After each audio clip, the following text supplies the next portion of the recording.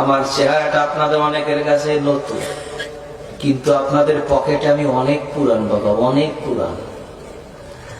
আমার অনেক গজল আপনাদের মোবাইলে মোবাইলে বাজে। আল্লাহ ও গো আল্লাহ ক্ষমা করে বিদায় বেলায় মোরে দিও গো দেখা,